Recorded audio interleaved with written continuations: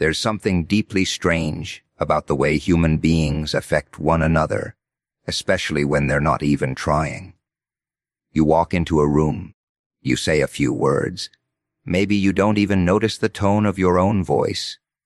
And somewhere, in the mind of another person, something shifts. Their heart rate changes. Their attention sharpens. They feel it physically, like a kind of tremor under the surface. And you remain completely unaware. That's not trivial. That's not accidental.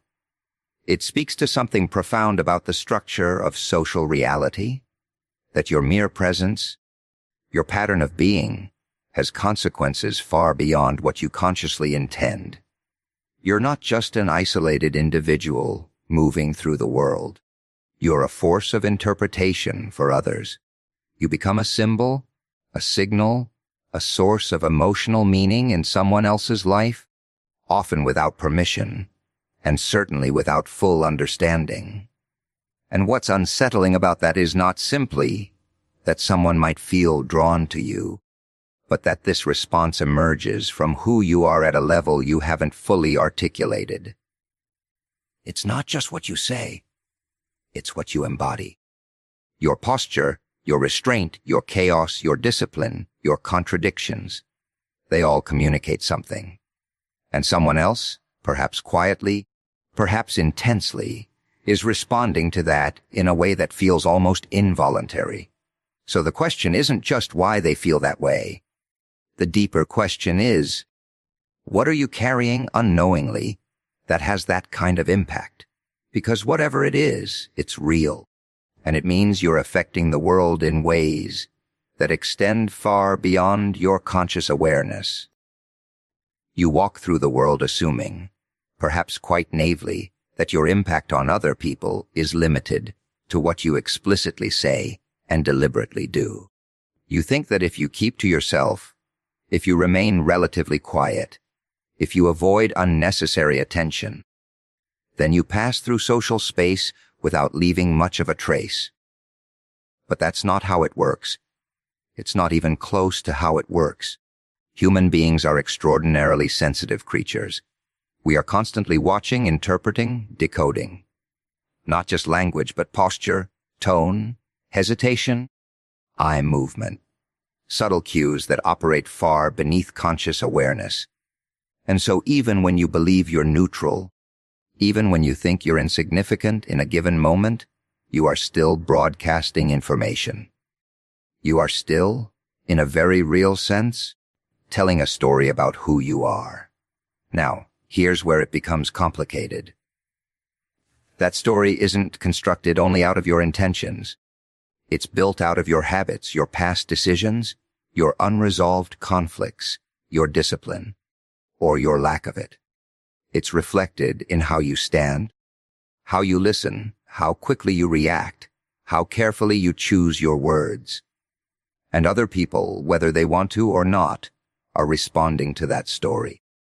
They're forming impressions, emotional reactions, even attachments, based on something you might not even recognize in yourself. So when someone feels something in your presence, nervousness, admiration, curiosity, even something as visceral as those so-called butterflies, it's not random. It's a response to a pattern of being that you've developed over time. And that pattern has weight. It has psychological reality. It reaches into other people's perception and alters it, sometimes in ways that are immediate and powerful. What's particularly unsettling is that you don't get to fully control how that interpretation unfolds. You can't step into someone else's mind and regulate their response to you. They're interacting not only with who you are, but with their own history, their own expectations, their own desires. And yet, despite that complexity, you are still a central variable in that equation. You are still the catalyst for something that feels intensely real to them.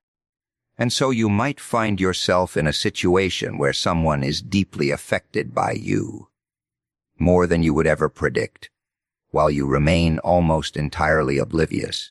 That gap between your awareness and their experience is where a great deal of confusion, and sometimes even chaos, begins to emerge. Because from your perspective, nothing extraordinary is happening. But from theirs, something significant has already taken root. That should give you pause, because it suggests that your responsibility extends beyond your conscious intentions. It means that who you are, at a fundamental level, is not a private matter. It's something that radiates outward, that shapes the emotional and psychological landscape of the people around you. And if you fail to recognize that, then you're blind to a substantial portion of your own influence in the world. Most of what drives human attraction does not occur where you can easily observe it.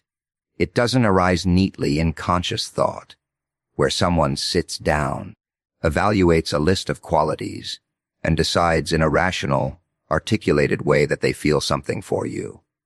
That's not how it unfolds. It's far more primitive than that, and far more complex at the same time. There are layers of perception operating beneath awareness. Ancient systems that evolved long before language, long before deliberate reasoning. These systems are attuned to pattern symmetry, confidence, emotional stability, unpredictability, even subtle signs of competence or vulnerability, and they respond instantly. Before a person can explain why they feel a certain way around you, they already feel it. Their body reacts. Their attention locks in. Something about you registers as significant, and that significance isn't negotiated consciously. You might think that what matters most is what you say, the arguments you make, the personality you present on the surface. But that's a relatively thin layer compared to what's happening underneath. People are responding to how you carry yourself when you're not thinking about it. They're responding to the coherence, or incoherence, between your words and your actions. They're detecting whether you're grounded or fragmented, whether you're comfortable in your own skin, or subtly at war with yourself.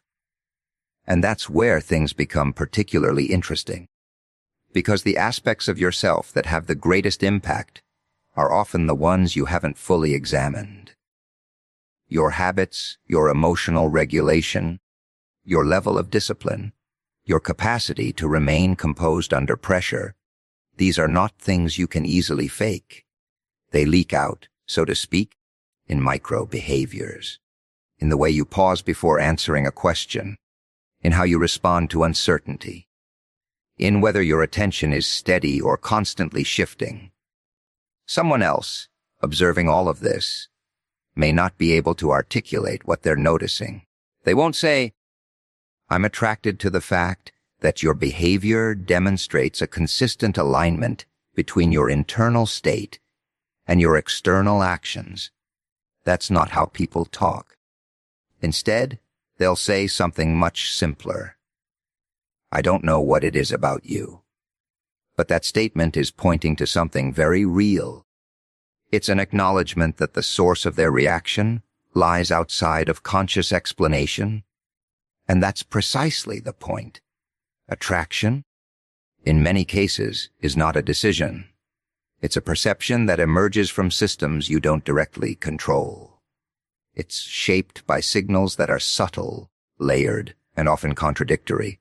You can be calm and intense at the same time, reserved but attentive, disciplined, yet unpredictable in just the right way.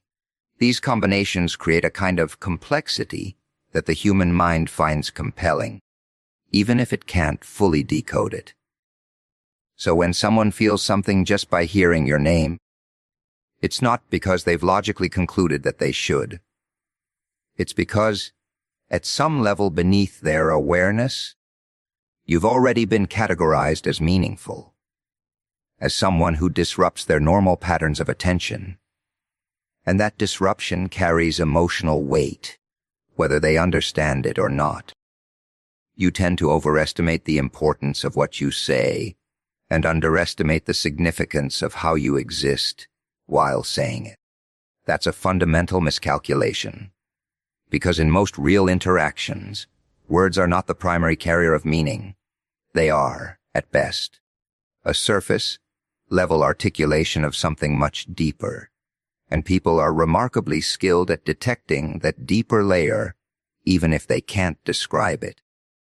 You can construct the right sentences, choose them carefully, even rehearse them, and still fail to communicate what you intend, because your presence contradicts your words.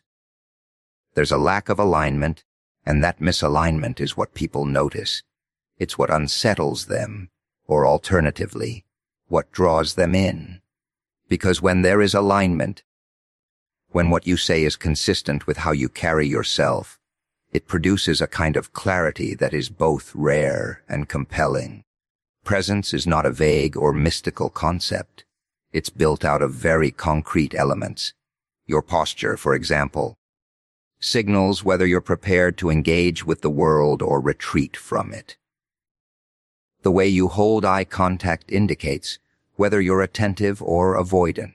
Your tone of voice reveals whether you're confident, uncertain, defensive, or open.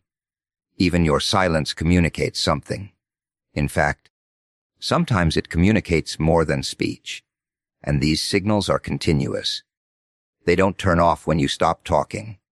If anything, they become more pronounced, because in the absence of words, people rely even more heavily on what they can observe directly.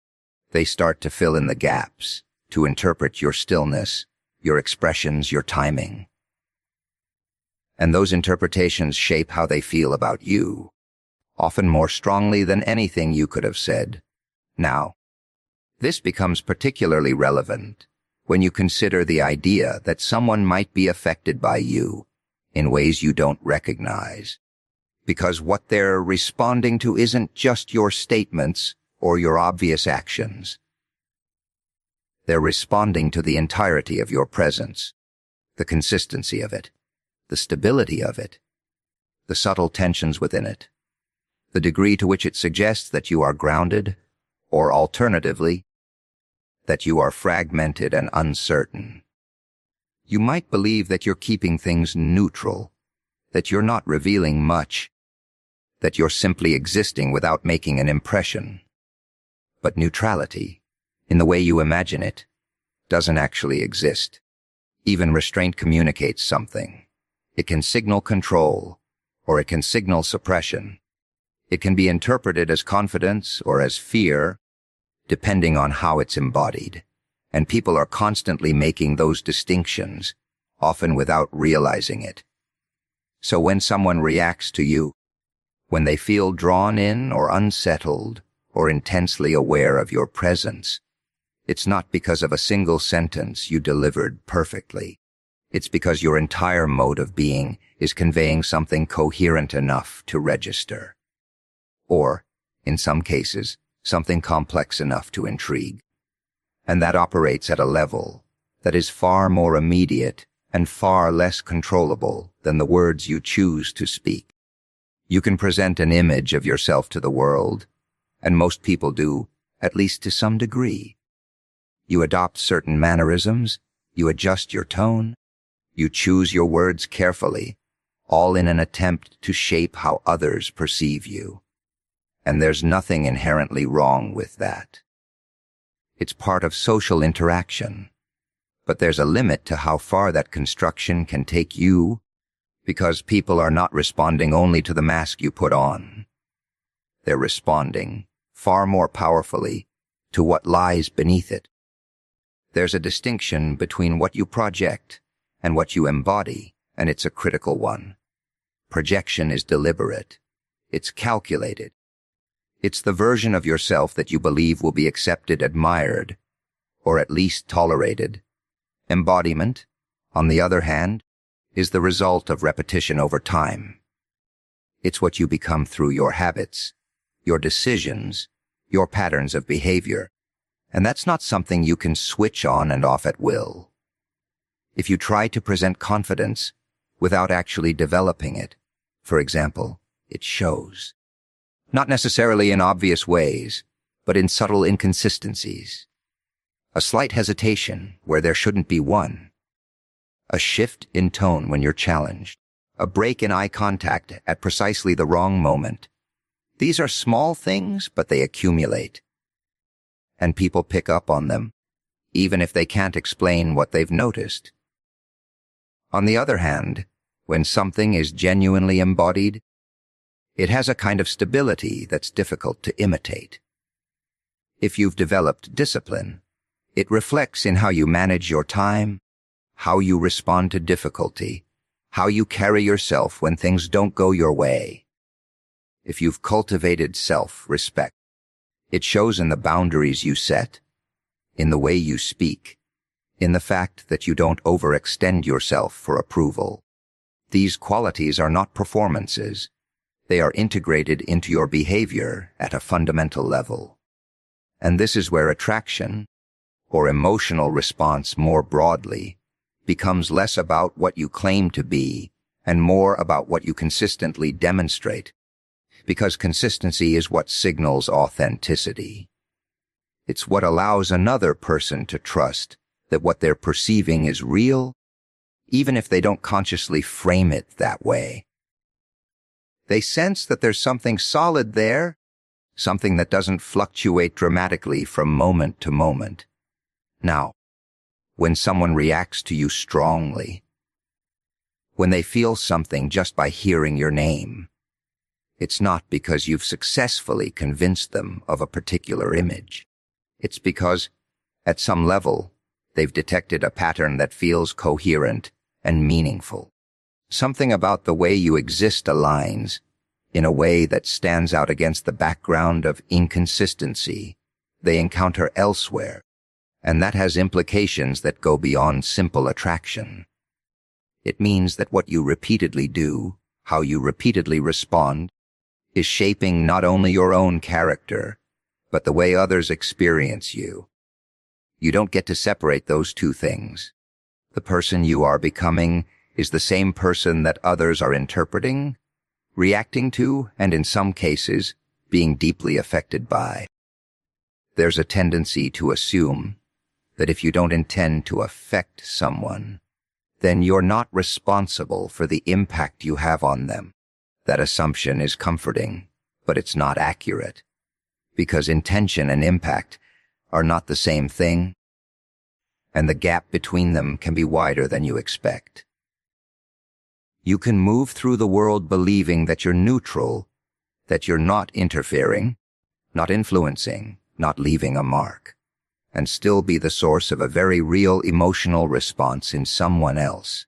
And that becomes a problem when you consider how little attention people pay to the unintended consequences of their presence.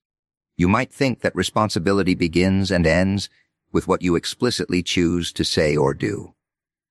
But if your behavior, your patterns, your way of carrying yourself consistently generate reactions in others, then ignoring that doesn't absolve you of anything.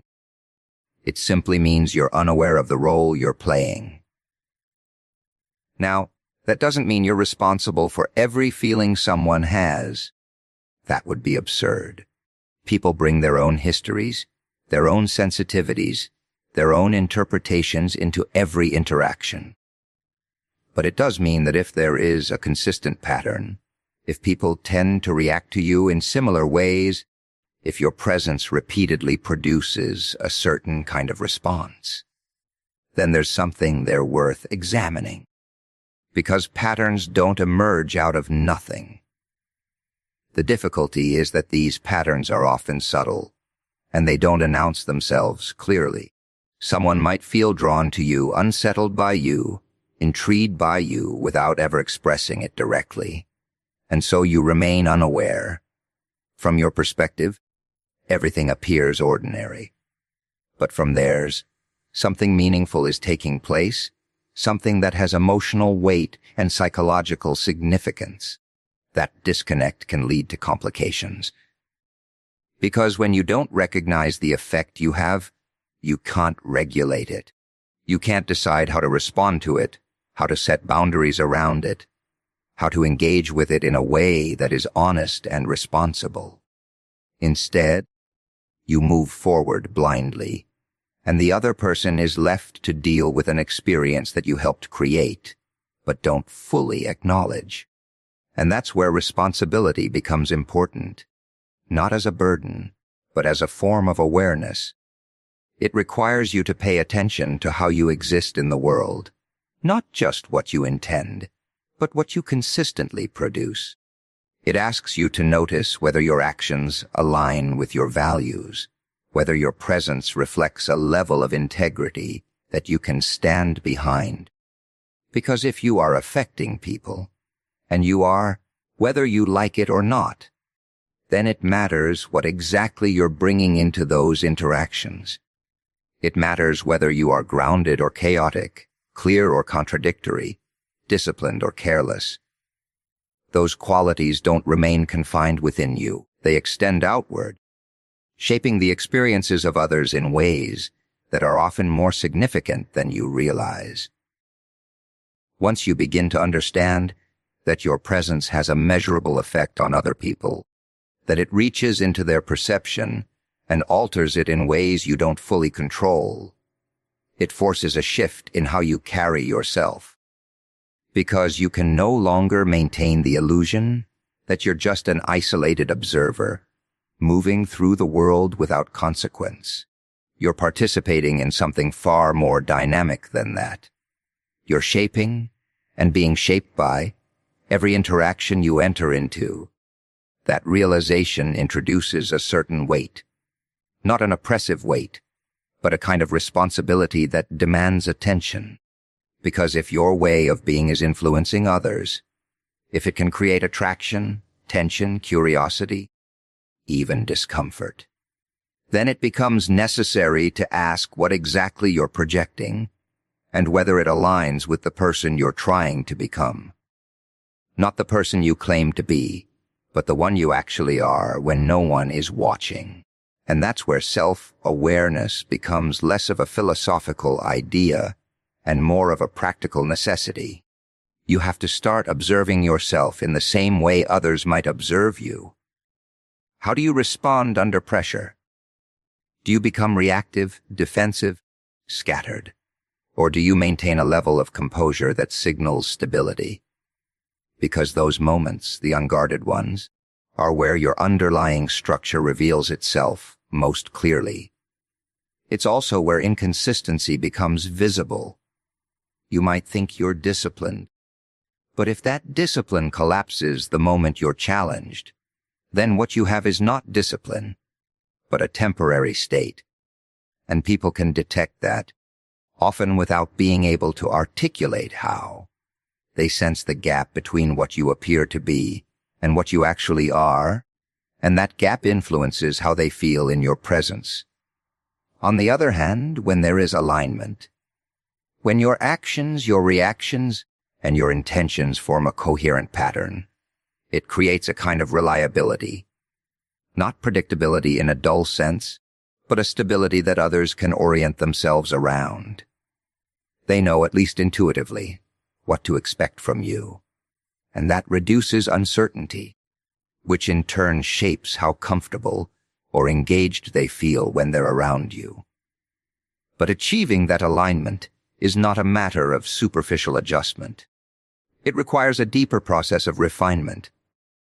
You have to examine your habits, your tendencies, the ways in which you avoid responsibility or distort the truth, even in small ways, because those distortions accumulate and they manifest in your behavior whether you acknowledge them or not.